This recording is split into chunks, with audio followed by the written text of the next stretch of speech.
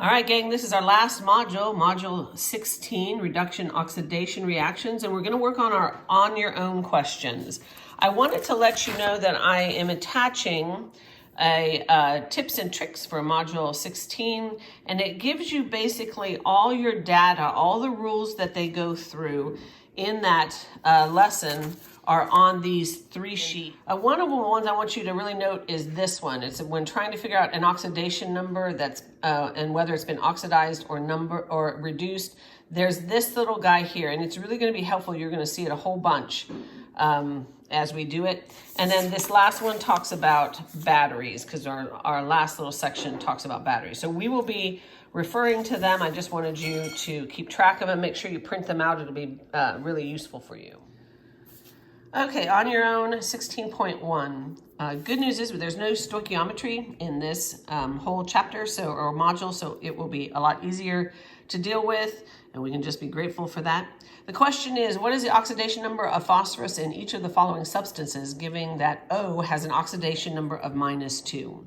Well, we have our phosphorus, first of all, and if we look at our rules here, it tells us what we're trying to solve for. And the rule number one is single elements most often are worth 0, but if you're in doubt, use this rule, and it gives us a whole bunch.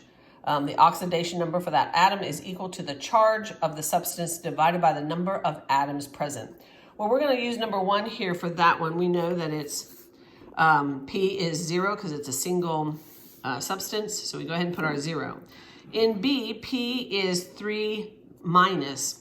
So we're going to look at that second part of rule number one. When a substance has only one type of atom, the oxidation number for that atom is equal to the charge of the substance divided by the number of atoms present. So we have P3 and one atom, or 3 negative and one atom, so our oxidation number is -3. And then in the last one, P2O5, we know that it was given, it's a -2. So we're going to go ahead and multiply that out. P is 5 times, because it's 5 atoms of oxygen times -2, that's -10. And we know that there's no charge up here. So P has to be whatever the opposite of this, so that it can equal 0. So we know there's 2 of those atoms, P2, and we're going to figure out what do we multiply to get a +10, and that would be a +5. All right, 6.2, what are the oxidation numbers of all atoms in the following compounds? The first one is CO2. Well, we know, again, we can look over in our rules, and O is an easy one. It always has an oxidation number of -2. So we're going to go ahead and put O there's 2 atoms of that.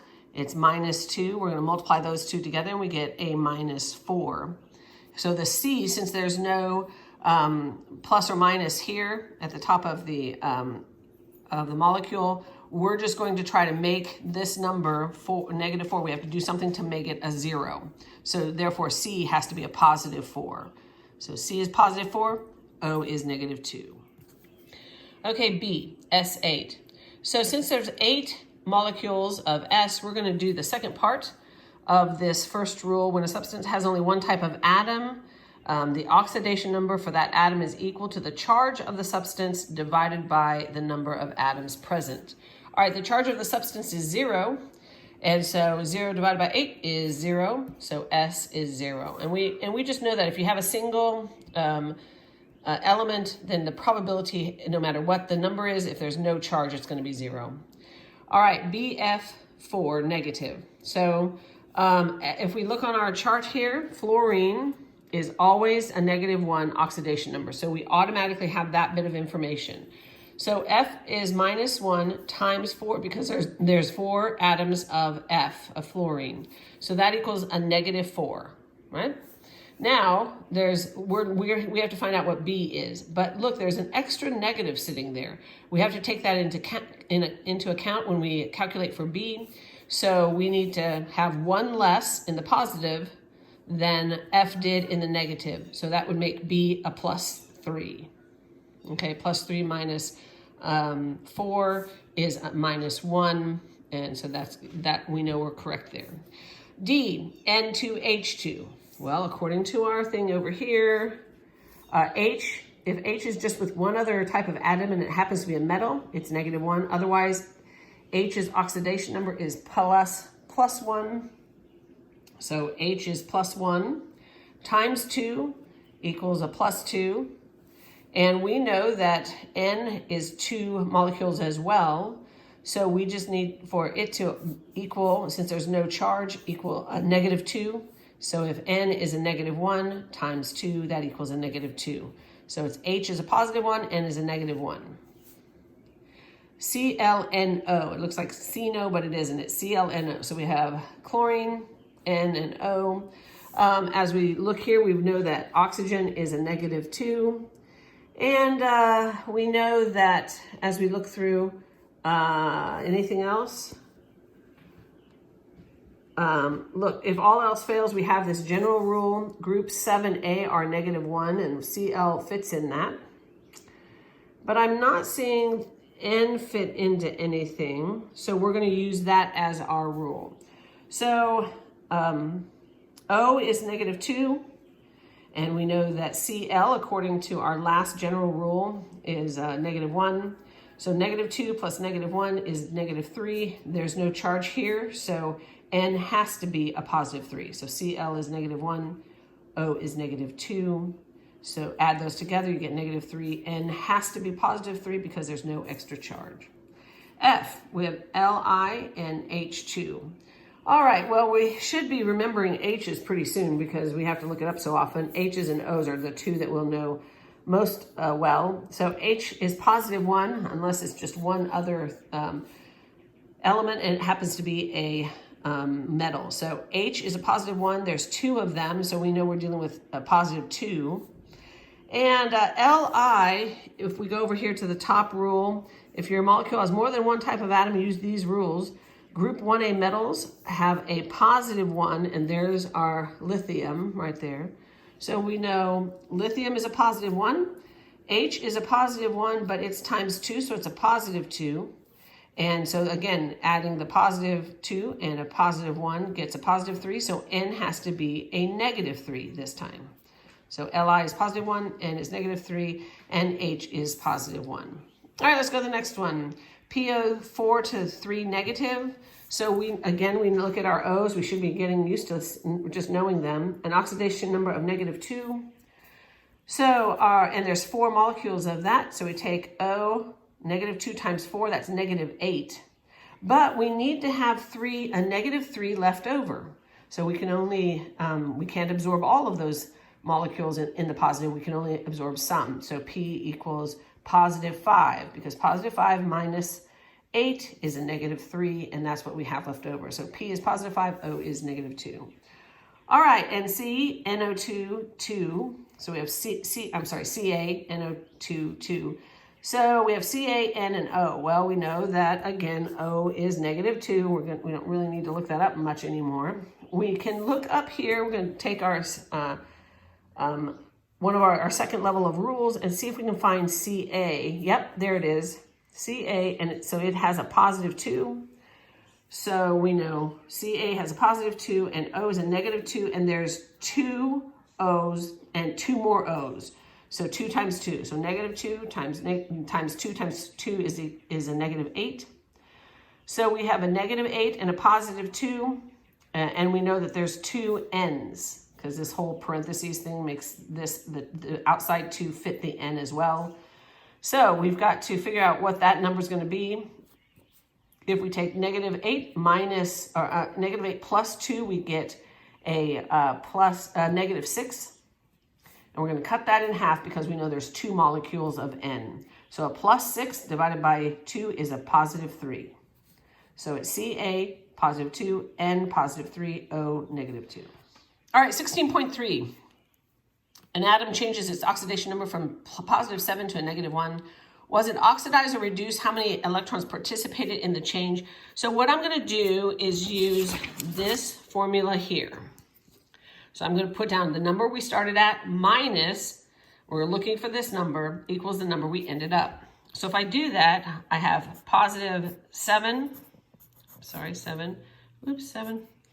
minus, and we have a square here, equals a -1. Wow, that looks like a 5-year-old, but that's okay. So I have to figure out what goes in here, right? And so, because I'm looking, that it's a little trick. So I know if I put a +8 in here, so +7 minus a +8, which makes +7 minus 8, I get a -1.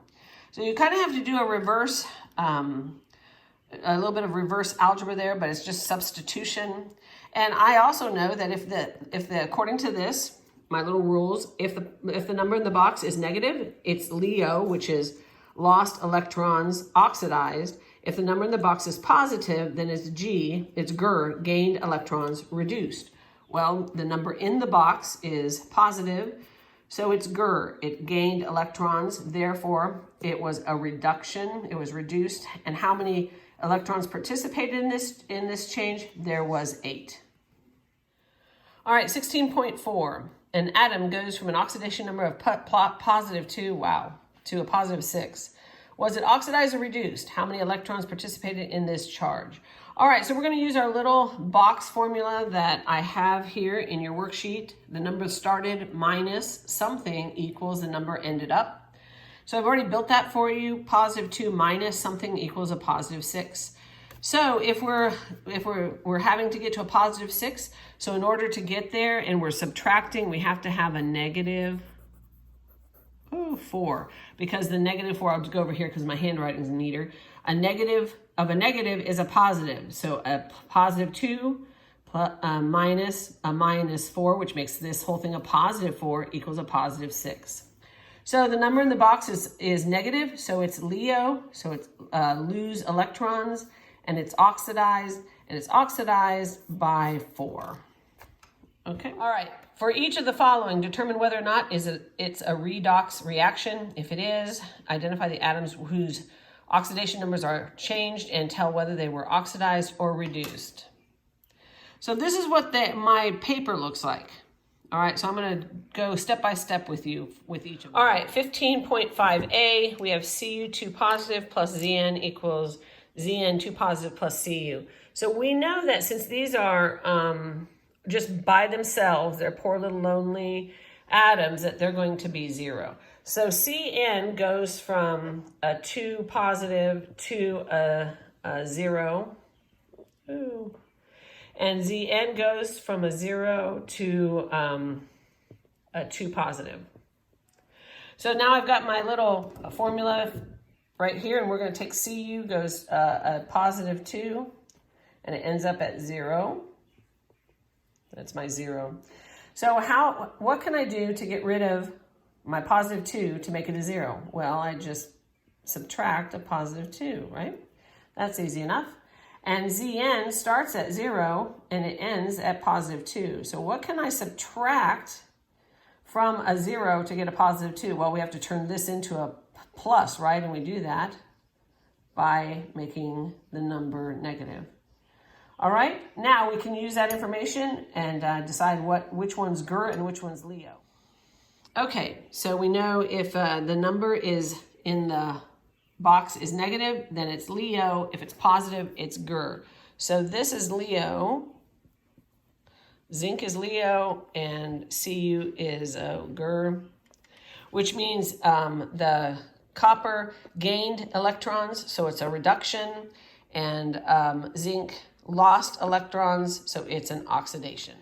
So we can go up here and say, yes, it was a redox reaction. Cu was reduced and Zn was oxidized. Okay, our next one is 2H2O. It makes 2 H2s and O2. All right, so here we are. We've got to figure out what goes where. Our O's and H's on this end we know pretty easily because there's no sign plus or minus with those molecules. This is a 0 and this is a 0. So we know that's easy enough. So now let's go to our H's and O's. We can look up in our little rules, and we know that O always has an oxidation number of -2. So we know that this one has a -2. And so if this has a -2, this is 2 molecules here, and we can double check our H's. It says if it's with a metal, it might be a -1, but otherwise it's a +1. Well, that makes sense because H times 1, +1 times 2 equals a +2. So this makes this a negative or a +1.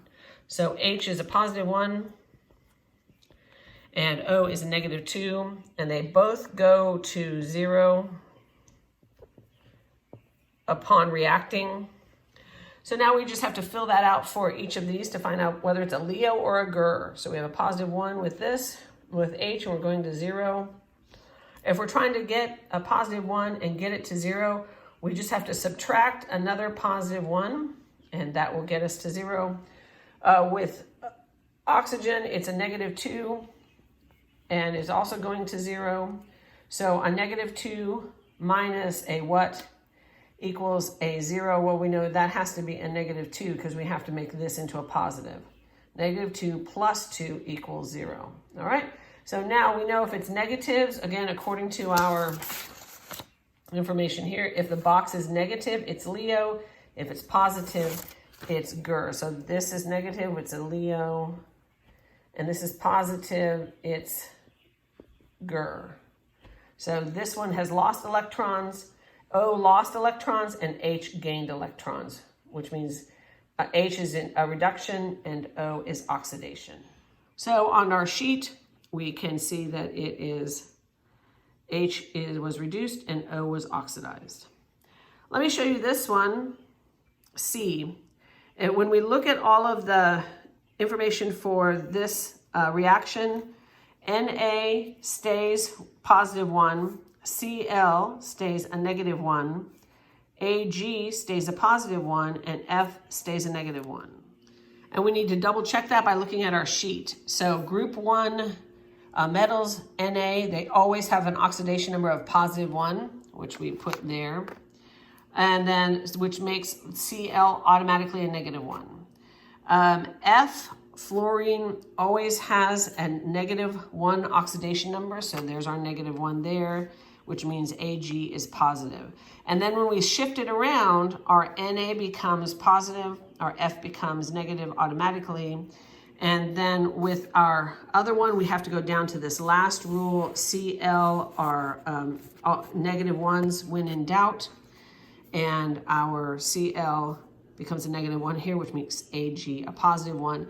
And as we look at that, there's no change in any of those molecules, so it's no. All right, and D, we have this fancy little equation. We're gonna work out to see what goes where.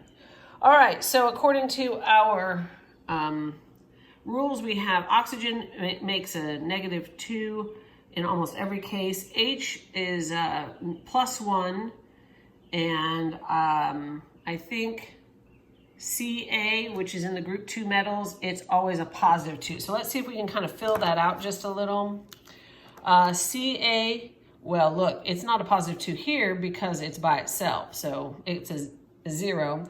H is a -1 here, and then this is usually a negative or a -2, so we'll put that there. Ca, when it's with others, is a +2. Ooh, +2, that looks like a duck, sorry about that. And O is usually a -2. And this H here is a 0 because it's all by itself. So we know something's gone on because our H over here was -1 and H over here is 0. Our Ca has gone from 0 to +2. So I think we found our culprits, but let's double check. So our H is a -1, our N we're going to figure out, our Ca is 0, and our O is -2, but we're going to have to figure out what it is collectively. So we times it times 3, and we get a -6. So up here we have we're going to put a little -6 here. So we have a -6 and a -1. So NO has to end up equaling a positive, wait, is X positive? Oh wait, yeah, sorry. That is a +1. H needs to be a +1 up here, sorry. And so we're gonna get a +5 for N. So this should be a positive 5 for N. On this other side, we know H is a 0. Ca is a positive 2. O is a negative 2, and it's times 3 times 2, because we have 3 times 2. And the N is going to be a times 2, so we've got to figure out what that looks like. N equals negative 2 times 3, which is negative 6, times 2, which is negative 12. And so with our Ca, we have this is a minus 12 right here in parentheses.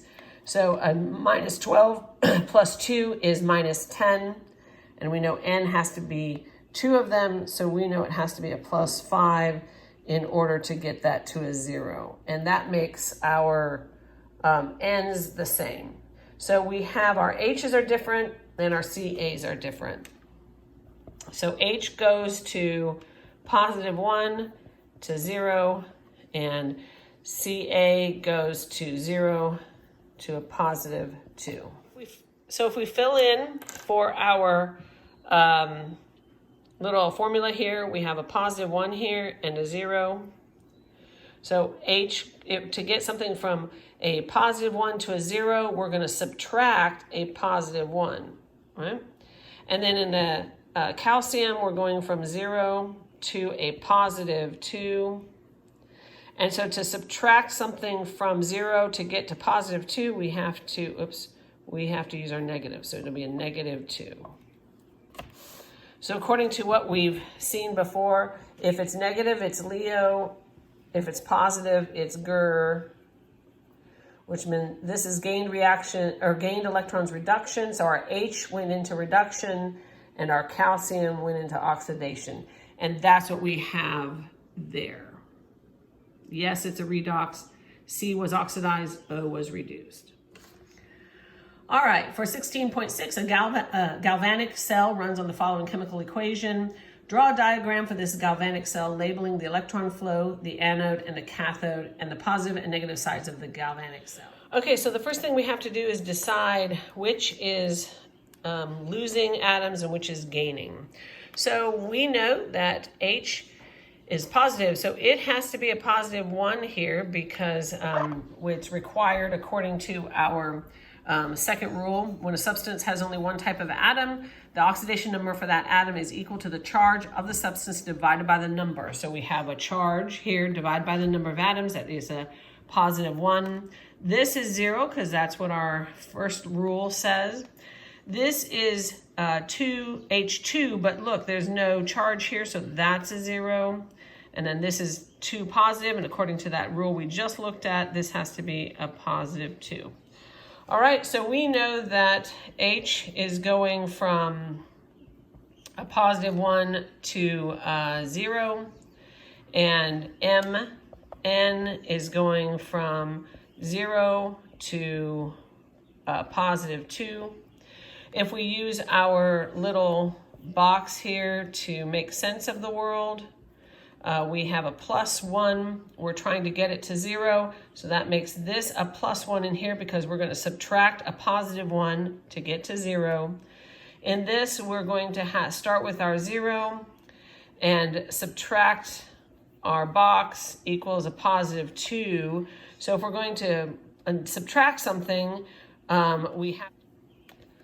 All right, so we're going to fill our little formula in here. So we 0, and this is a positive 2, and we have to subtract a negative to change this from negative, and negative equals a positive. So we have to get it to a positive 2. So we know if it's negative, if the thing's in the negative, it's Leo, so it's losing the electrons, and if it's positive, it's gaining the electrons. So now we know on which side of the battery that our stuff is going to go. So our H's is going to go where it's gaining, and the N is going to go on the side that's losing. Okay, so to draw our battery, we start with our losing side. Then we have to have an electrode in here. We're going to have a little bit of water. And then we'll build our positive side, or our positive side here. We have to have a little salt bridge.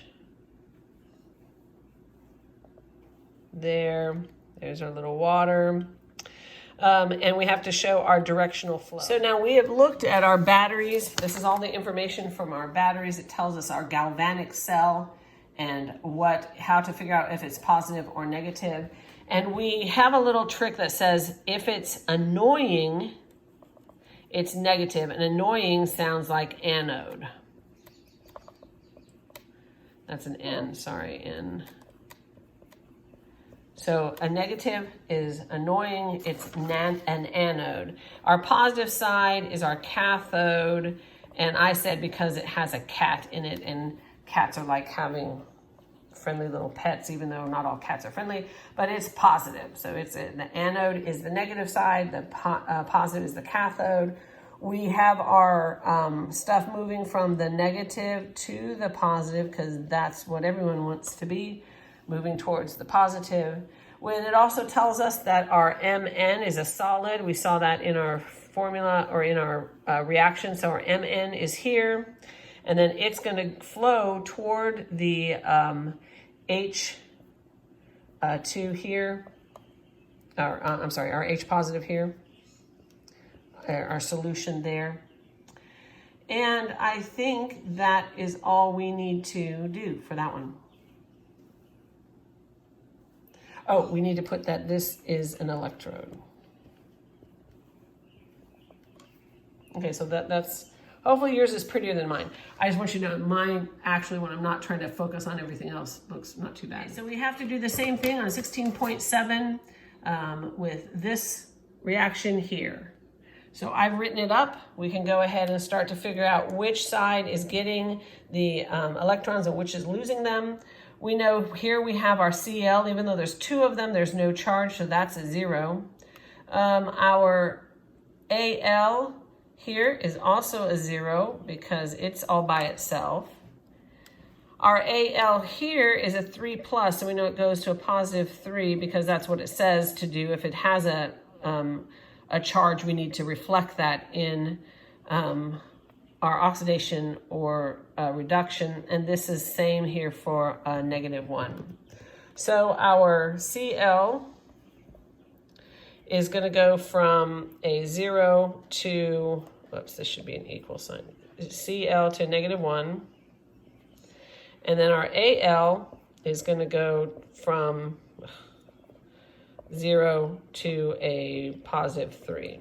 So if we fit that in, we can see for Cl minus whatever, so we start with 0, we're trying to figure out what's going to be, we're going to subtract to get to a -1, and we know that's a positive 1 in there. With our Al, we start with 0, we're going to figure out what we are trying to subtract to get to a positive 3, and in this case we got to change this negative to a positive, so that's going to be a -3 there.